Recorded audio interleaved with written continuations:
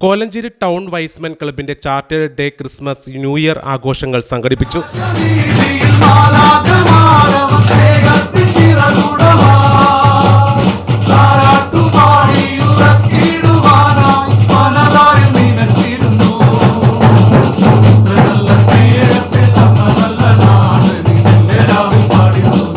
Club president Thankachan പൗലോസിന്റെ അധ്യക്ഷതയിൽ കൂടിയ യോഗം പ്രൊഫസർ ജോയ്സി ജോർജ് ഉദ്ഘാടനം ചെയ്തു.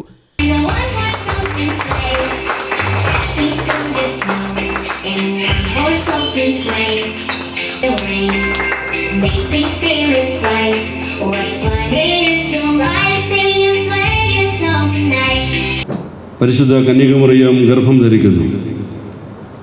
ഒരു പ്രത്യേകതയുണ്ട്. പുരുഷനെ അറിയാതെ കൊണ്ടാണ് ഗർഭം ധരിച്ചത്. യൗസേപ്പിന് വിവാഹം നിശ്ചയിക്കപ്പെട്ടതിന് ശേഷമാണ് ഗർഭം ധരിക്കുന്നത്. വിവാഹം ചെയ്തിട്ടില്ല. അപ്പോൾ വിവാഹം നിശ്ചയിക്കപ്പെട്ട ശേഷം, അല്ലെങ്കിൽ തനിക്ക് വിവാഹം നിശ്ചയിക്കപ്പെട്ട ഭാര്യ തന്നിൽ നിന്നല്ലാതെ ഒരു ഗർഭധാരണം നടത്തിയെന്ന് പറയും ഏതൊരു പുരുഷനും സ്വാഭാവികമായും ആശങ്കയുണ്ടാകും, സംശയമുണ്ടാകും, മനസ്സിന് അസ്വസ്ഥതയുണ്ടാകും. അതുകൊണ്ട് യൗസേപ്പിന്, മനുഷ്യനായ യൗസേപ്പിന് തോന്നി രഹസ്യത്തിലുള്ള ഉപേക്ഷിക്കാൻ ശ്രമിച്ചു. പക്ഷേ മലാഖ പ്രത്യക്ഷപ്പെട്ട യൗസേപ്പിന് പറയുന്നുണ്ട്, യൗസേപ്പിന് നീ ശങ്കിക്കേണ്ട, നീ സംശയിക്കേണ്ട. നിനക്ക് വിവാഹം നിശ്ചയിക്കപ്പെട്ടിരിക്കുന്ന Mariyam ഗർഭിണിയായിരിക്കുന്ന പരിശുദ്ധാത്മാവിനാലാണ്.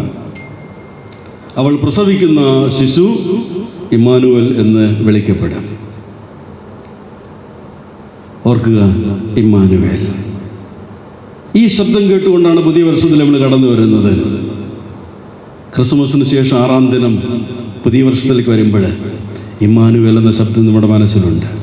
Advocate Charles D David Christmas new year സന്ദേശം നൽകുകയും secretary Jolly M Varghese, treasurer Joy Varghese, Babu Cherian, Babu Paul, Y's menettes Nirmala Thankachan എന്നിവർ ആശംസകൾ അർപ്പിച്ച് സംസാരിക്കുകയും ചെയ്തു. തുടർന്ന് ക്ലബ്ബ് അംഗങ്ങളുടെ നേതൃത്വത്തിലുള്ള വിവിധ കലാപരിപാടികൾ നടന്നു.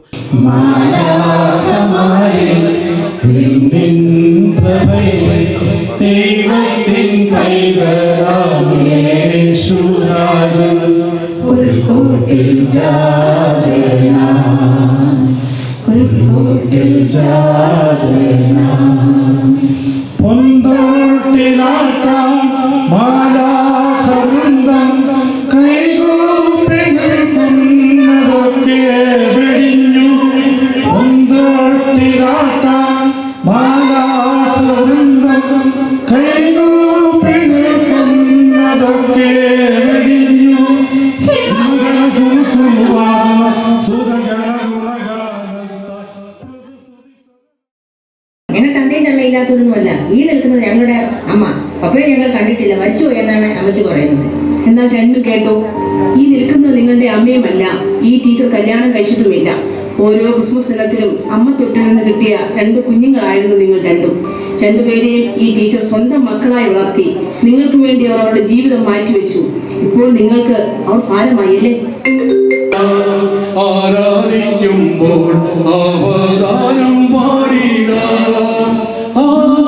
പരിപാടിയുടെ ഭാഗമായി Jolly M Varghese, John P Thomas, Babu T Cheriyan, Varghese T P, CA George എന്നിവരെ ആദരിച്ചു. ഇന്റർനാഷണൽ യൂത്ത് ക്ലാസ്സിൽ സെലക്ഷൻ ലഭിച്ചതിനെ തുടർന്ന് പങ്കെടുത്ത നിയ എലിസബത്ത് പോളിനെ ചടങ്ങിൽ ആദരിച്ചു.